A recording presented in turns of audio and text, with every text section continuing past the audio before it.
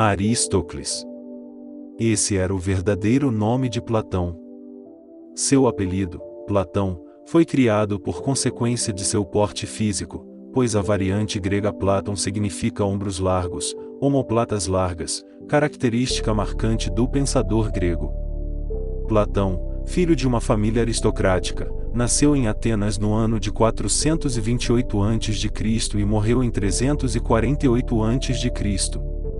Sua família pertencia a uma elite ateniense e tinha certa influência política pela descendência do legislador Solon, por parte de mãe de Platão. Como era comum na época, o filósofo foi dedicado aos esportes em sua juventude, tendo participado de competições locais pré-olímpicas e lutou em diferentes campanhas militares da Guerra do Peloponeso, entre os anos de 409 e 404 a.C. Já em idade madura, Platão conheceu Sócrates, pensador que o iniciou nos estudos de filosofia. Mentor intelectual, amigo e professor de Platão, Sócrates apareceu como personagem principal na maioria dos diálogos platônicos. Em 388 a.C., 11 anos após a morte de Sócrates, Platão fundou a sua escola filosófica e a academia. Por ser ateniense, o filósofo tinha direitos civis garantidos e podia adquirir terrenos na cidade. Ele escolheu um terreno no interior do Parque Academia, dedicado ao herói grego Academus. Um lugar onde os jovens reuniam-se para discutir política e praticar exercícios físicos, a academia era uma espécie de retiro tranquilo e politicamente efervescente dentro da cidade, tendo uma vasta área verde e 2 templos.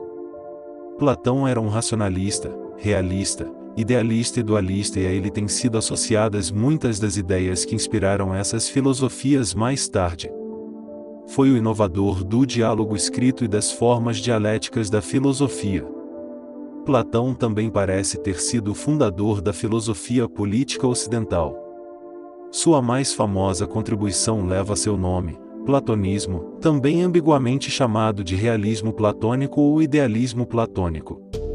A doutrina das formas conhecidas pela razão pura para fornecer uma solução realista para o problema dos universais. Ele também é o epônimo do amor platônico e dos sólidos platônicos. O idealismo platônico consiste, basicamente, em uma distinção entre conhecimento sensível, inferior e enganoso, que seria obtido pelos sentidos do corpo, e conhecimento inteligível, superior e ideal, que acessaria a verdade sobre as coisas. O conhecimento inteligível seria aquele que permite o nosso acesso ao ser e à essência de algo, que seria imutável, ao contrário da aparência, que pode enganar-nos.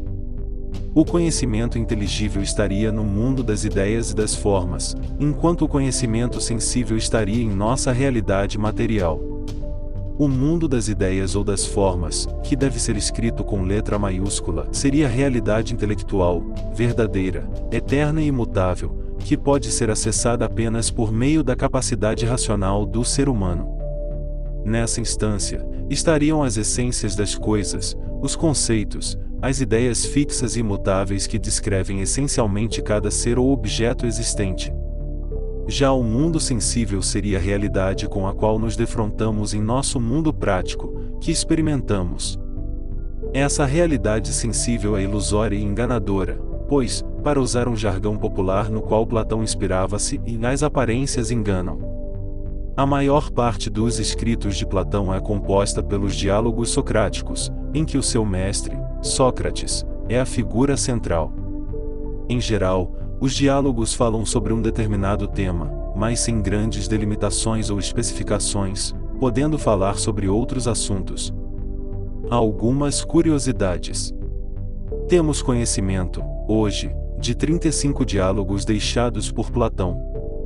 Abaixo, estão listados os principais textos e suas características gerais. Apologia de Sócrates.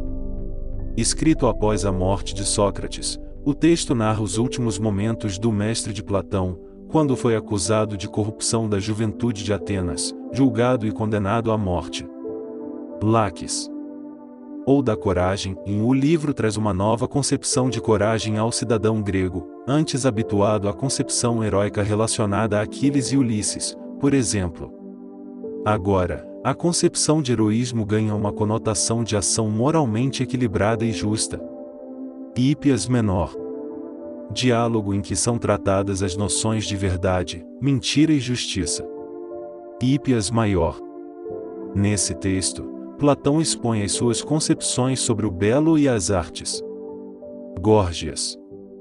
Livro que fala sobre a retórica, tomando como interlocutores principais Sócrates e o sofista Górgias. Fédon. Diálogo em que Platão expõe a sua concepção de alma, de reencarnação e assuntos em relação à constituição metafísica do homem. O banquete. Nesse livro, Platão utiliza a figura de Sócrates para falar sobre o bem e o amor ideal. Algumas frases de Platão. As cidades somente alcançarão a felicidade se os filósofos se tornarem reis ou se os reis se tornarem filósofos. Tente mover o mundo, mas comece movendo a si mesmo. Não eduques as crianças nas várias disciplinas recorrendo à força, mas como se fosse um jogo, para que também possas observar melhor qual a disposição natural de cada uma. Muitos odeiam a tirania apenas para que possam estabelecer a sua. Boas pessoas não precisam de leis para obrigá-las a agir responsavelmente, enquanto as pessoas ruins encontrarão um modo de contornar as leis. De todos os animais selvagens, o homem jovem é o mais difícil de domar. Quem comete uma injustiça é sempre mais infeliz que o injustiçado. O livro é um mestre que fala, mas que não responde. O bom juiz não deve ser jovem, mas ancião, alguém que aprendeu tarde o que é injustiça, sem tê-la sentido como experiência pessoal e íncita na sua alma, mas por tê-la estudado, como uma qualidade alheia, nas almas alheias.